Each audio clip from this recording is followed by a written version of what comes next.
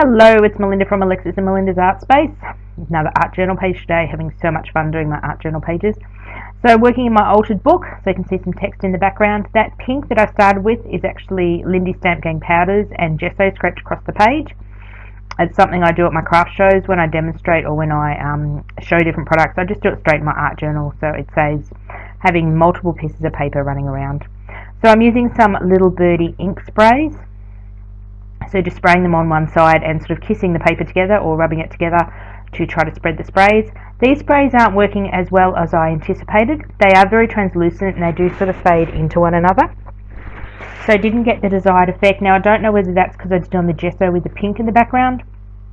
So I do want to try these on more of a white surface to see what they do.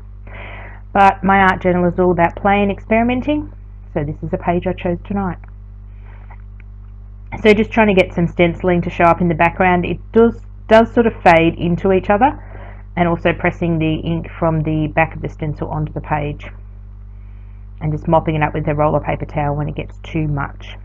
As you can see, when it dries it does sort of fade into the background. If that's the look you're going for, I do sort of regret putting this purple on, but it sounded like a good idea at the time. So those stencils are ones that I make and manufacture and design in my website, so my website is listed below. My 6x6 stencils retail at $5, so they're a great bargain. There's loads on my website at the moment. So just drying that off as well. I should have cut a lot of this drying out. So it's important to dry between the layers, so the colours, even though these react with each other, they have less chance of reacting with each other when they're actually dry. So I decided I wanted a bit more pattern, so with some of the same stencils I decided to go in with some Distress Oxides. Now oxides are more opaque, so the colour is sitting more on top of the colours, which is the effect I wanted with the sprays, but that didn't kind of work. And I'm not sure why we're getting a black flash of the screens between these little videos. When I played it before the voiceover, that wasn't happening. My laptop and I are having issues at the moment. So I decided my page needed a border. I didn't know where else I was going with this page and I wasn't really liking it, so I thought let's throw a border on it and see if I can like it. So I grabbed out my black gesso and just putting a freehand scalloped border around the page with black gesso. I like to frame 99% of my pages, whether it's a fancy border like this that takes several minutes to put together, or whether it's just a scribbly hand border. Just depends on what mood I'm in. This night I was in a mood, I didn't know what I wanted to do, so I was just playing around and I thought why not do an uneven scallopy border and see where my mind takes me after that. So while we're just painting that, I'll take our opportunity to welcome all my new subbies on board. I've had an influx in the last few weeks, which has been fantastic, so welcome to all the new ones. Please leave comments below. I love to read your comments and I'm endeavouring to get back to all your comments. It's just life's really crazy at the moment. With the pandemic and the virus that's around the world, it's mentally and it's just exhausting and just crazy busy. But I am endeavouring to get more regular videos up, plus more regular comments back to you. I do read all your comments. It just takes me time to type back on the phone because I can't type very quickly on my phone or on my computer. So just drying that off, so you can see it goes from glossy to matte black. I love this black gesso. I use it so often in all my classes I teach, and I also use it so much in my art journal. It's fantastic stuff. Great to have in your stash, and I love that brand called Montmartre. It's an Australian brand and it is fantastic. So now I've decided that I just wanted to add some interest to my scallop, so I decided to add these little spikes off this stencil, and it totally dramatically changes the look of the scallops. It was sort of the look I was going for, but sort of not. Again, I was just playing. A lot of my art journaling is just simply playing, experimenting, and hey, if I don't like it at the end, no biggie. What have I wasted? A little bit of paint, a little bit of ink, and a piece of paper in my art journal. So art journaling for me is all about the time I take out of my day, out of my hectic life, to sit down and just play, get messy, well, today I look like a blue smurf, but that's beside the point. I was playing with blue sprays and just decided to, spray my hands. So this particular day I think I had pink and purple hands. So just putting spikes all over these, and it's interesting when I now go and join all the spikes together. I don't know whether it's my eye, but it just totally changed the look of no longer do they look like little spikes. They look, I don't know, it just changed the look for me. It was interesting. But I still like the look of the, it's sort of like a window looking through when you do a thick border like this. So now I've sort of got a background and middle ground, and then when I do some focal images, I will stick some of them on top of the black, and then that will become sort of a foreground as well. So it gives your page a lot of depth, because at the moment that colour looks like it's way in the background. The black looks like it's on the top at the moment. But I just love how that border just now looks really, really funky. So now I decided that the black border is very black, and I often do this when I do thick borders. Oh no, I decided to add some white into the background with a white chalkola paint pen. These are traditionally supposed to go on glass and things like that, but hey, they work really well in my art journal. They're a cheap version of a Posca pen. When Amazon first started in Australia, I've told this story many times, they were like $1 a packet if you joined up to Amazon Prime, which was like $5 for the month. And I ended up getting about 10 packets. I got some extra packets for a couple of friends. But they work awesomely well. The only thing is they don't like to draw over each other. So as long as you're putting them over paint or ink, they're fine. But if you go to draw one pen over the top of the other, they do struggle a bit. So I've learnt that. So these are nice thick tips. So I'm just going around and highlighting the edge of the black border. Still not wondering what I'm going to do. Just sort of adding stuff and playing around. I do like the look of this border, I just don't like the background. The background and the border don't really go. The background needs to be a bit brighter, but that's okay. I like the end result of the page. So then I decided that the black was very black and it needs to be broken up a little. So I often do this. I will do a nice dark border and then I'll break it up with lines or more pattern or something just to break up the sort of plainness of it. So just doing some random stripes, and then I decided, don't know what I'm going to do. Plus, when you're using these pens, it is an acrylic paint pen, so you do need to dry the pens because it is like an acrylic paint coming out of the pen, so you just need to dry them in between. So then I decided to colour every second one in purple, just because purple is my favourite colour, and there was purple in the background. So I decided to go around and do that. I find these pens are a lot more opaque. I have used Posca paint pens in the past and find them quite translucent, especially the white one.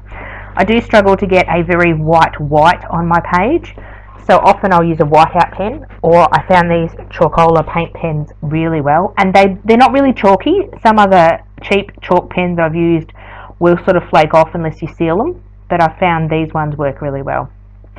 Just going to turn my book around because it's easier to colour when my hand is not all over the page, and the white is probably not 100% dry, so I didn't want to smudge it. So often I just love to sit here and do really detailed pages and really detailed stuff, and it takes me quite a while. So this film has been sped up about 3 times in the speed, so my hand doesn't colour this fast. I wish it would.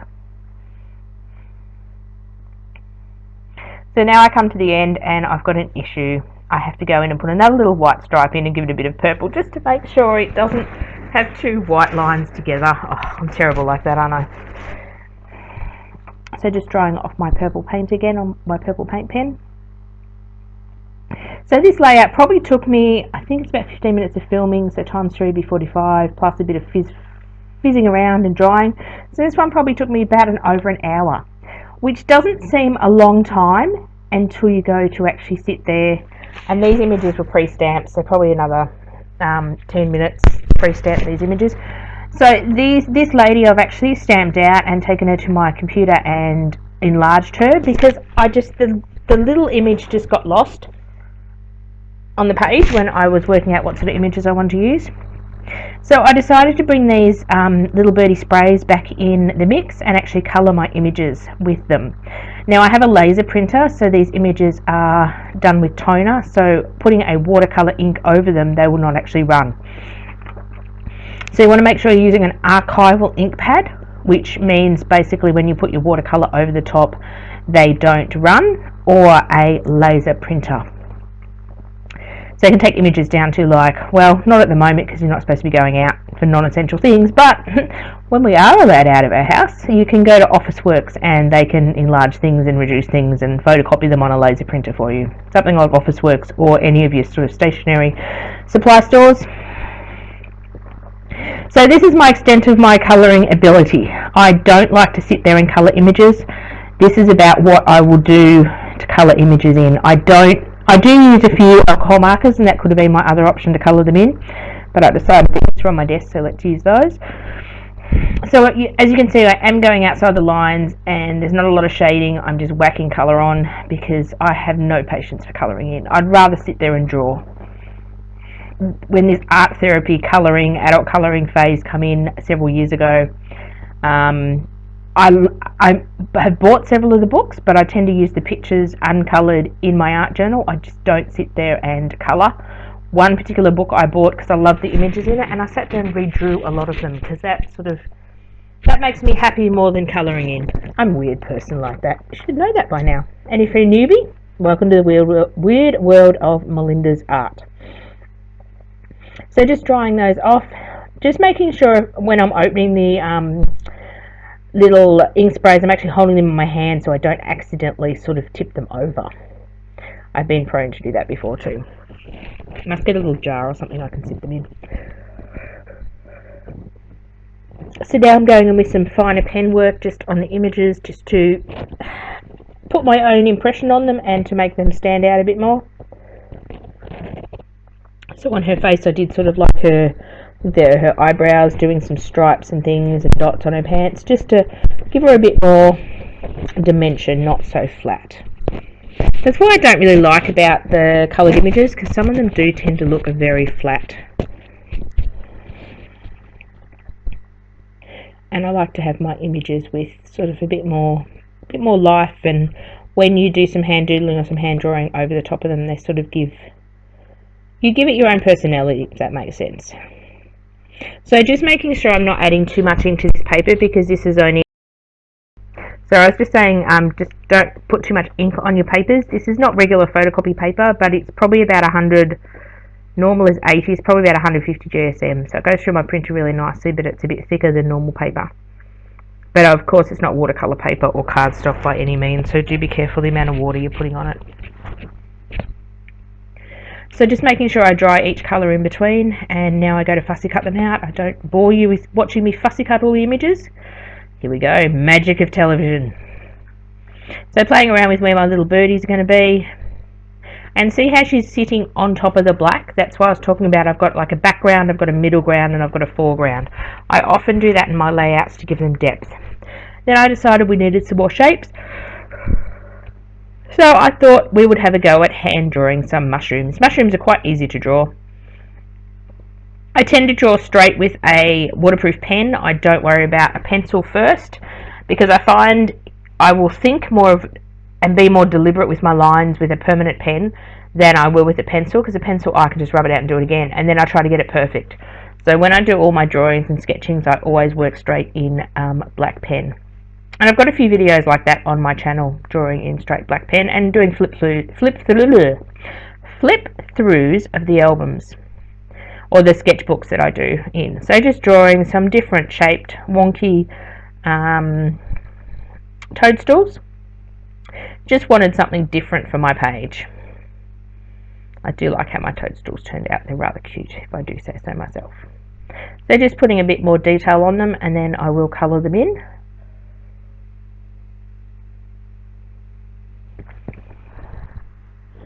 What am I doing up the top? I'm doing a little toadstool. I think I went a bit toadstool crazy. I have put several on my page. I just was having fun drawing toadstools. And they're quite easy and simple. You can make them wonky like I did. You can make them more straight. I could have went and printed out pictures. What I find is hand drawing pictures, I can actually make them whatever size I want. So I can scale them up to be what size I want in my books. I could also have found some small ones and photocopied them. So this is one of my black alcohol markers. I like that because it's nice and black and it's permanent as well. So if I do glue these down with matte gel medium, my permanent black markers are not going to run, and I'm not going to lose the image. So I love the stripy, I don't know, something about the stripiness of the stems really caught my eye on this one. That's why I love Diane Reevely's stamped images. The black and the white contrast just makes my heart sing. So I do go around and put a bit more black and white onto these, especially with the stems. It just makes, it's very simple to do with the black and white lines or black and white checks, or the black and white just looks very elegant. So just giving that a bit of a dry before I go and add my inks, just to make sure the pens were totally set. So then I decided to make them yellow, actually. Yes, I decided to make them yellow. So this is my extent of colouring, just going all over, going outside the lines.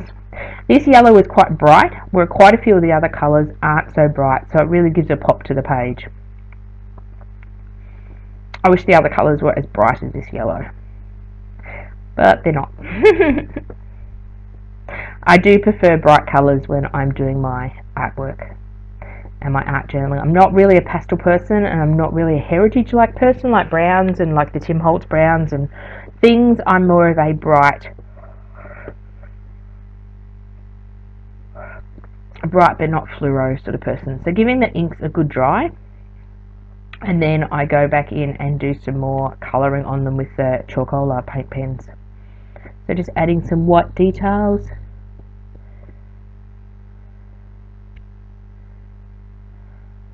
I also like, adding purple details at the moment now. I also like drawing my own images for my art journal pages, and I must do that a lot more. I must take those little sketchbooks I've got filled with loads and loads of images, take the time to take them to my computer and printer, and print a bunch of them out so I've got them in a box or a bag so I can go to them easily and use them. I do enjoy using my own art in my own art, and there's a bit of satisfaction about drawing your own images. You don't have to be fantastic at drawing. These mushrooms are so easy. If you want a talked through tutorial on drawing like this and doing simple things for your art journal pages, let me know and I can put that on my to-do list. And I can slow it down and sort of go over it with you, and then maybe share. Maybe I can work out how to share some of my pages of artwork with you. Not sure how I can do that. I don't really want to sit there and email everyone. There has to be a way of putting a link up or something. Not real computer sort of intelligent. I can do enough, but certain things annoy me. So just going to fussy cut all these out, as again, I'm sorry I'm off screen fussy cutting. I find it really hard to have the piece away from me. I have to have it quite close. So they're all fussy cut out. Now it's time to play and put everything together. So I love how that lady is just lying around. I love Dylusion stamps because you can just mix up their heads and make some really cool funky things. So just playing around with my different sized mushrooms and the birds. Don't know where I'm going to place the birds. I like the idea of the bird upside down, which looks really cool. So I'm just going to glue all these on with a normal glue stick. Because it's only ink and sort of the gesso in the background, I can get away with a normal glue stick. I think this one's from Audi or Reject Shop or something like that, like a kid's glue stick. Usually I would put matte gel medium to glue my images down, but in this case my background is a water-based ink, and I didn't want to actually move the ink. So this worked just by putting the glue stick down. Sometimes the glue stick won't stick over certain paints or certain if the paint's a bit more glossy, but this particular time it worked quite well. And it does depend. Sometimes I find the cheaper glue sticks are not very good. So sometimes it's good to have a decent glue stick. So I'm happy with the border, I'm happy with the images, I'm just not real happy with the background. I was contemplating cutting that background out and sticking like with the border and cutting the background around and doing another border on the next page and sticking like the border and that onto it. But I have left it in my book. Someone else I showed it to said they loved it. Everyone has their own opinion. So I do want to do this same concept again, but I will have to just do a different background. Then I found that, then I was looking at it and the bottom seemed very yellow heavy. There didn't seem to be any yellow up the top. So I grabbed all my scraps out of my bin and grabbed my scallop little circle punch. It's about a 1-inch circle punch.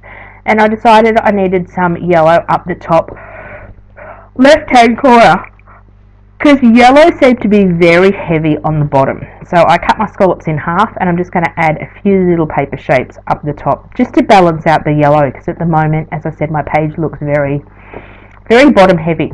It didn't look very balanced at all. So again, using the glue stick, just gluing these on. I don't use my punches as often as I should. I should get them out more and use them. Do you find that in your art stash? I tend to only art with what I can put my hands on, what's on my desk, or what I've used on a previous page, unless I go looking for something in particular. Excuse me, I've just had a can of soft drink and it's not sitting real nicely today. So I just didn't put this all the way across, just wanted to do a little bit. Oh, and I do a little bit down the side too, because I had a couple left apparently, or one down the side. So now I'm just doing some marks in the background using a, what am I using? Using a pen. It's a bit hard to see when I'm editing videos. It's about a quarter of the size of a laptop screen, so it's a bit hard to see sometimes. How's everyone going with their art? Are you enjoying? So I swapped pens because that other one obviously wasn't deciding to work. Some pens work better on some surfaces than others and over other products. So just adding some marks in the background, just to bring that black into the background, because I've got a lot of black in the foreground and the middle ground of the border. So I was saying, how's everyone going with the art? Are you getting lots of time to art, or you're not feeling like arting? Art journaling is great for times like this, and just opening up your art journal and having a bit of a play with a new product.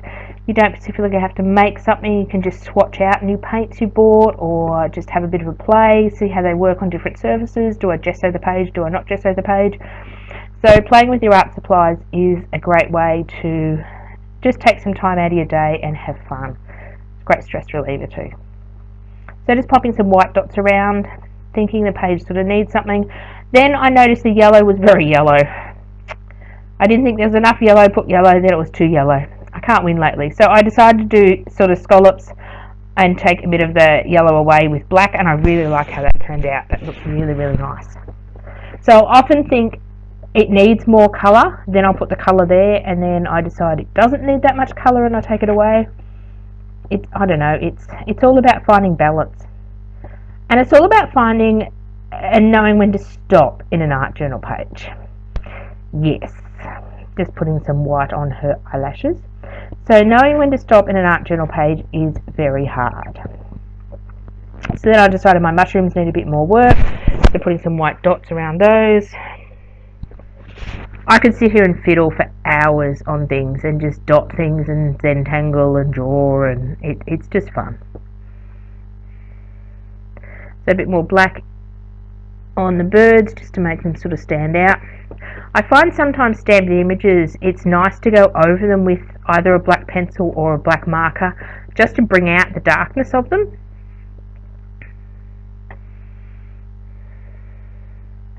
Then I decided to add some words, and I don't actually have my journal open to tell you what words I put on the page. I usually have my journal sitting next to me, but I didn't grab it tonight. You'll be able to see the words in the close-up. So I've got some close-up pictures coming. So the words were the last thing I stuck on. Because they were on cardstock, I did use a thicker glue. This is a craft spot glue from Reject Shop. It's really, really good for sticking on cardstock, chipboard, and all sorts of fun, lumpy, bumpy stuff. So as I was saying, I've got some still pictures at the end for you to have a look at and close-ups. And thank you very much for watching. And I will catch you again when we do another video. Thank you for watching, everyone. Catch you next time. Bye for now.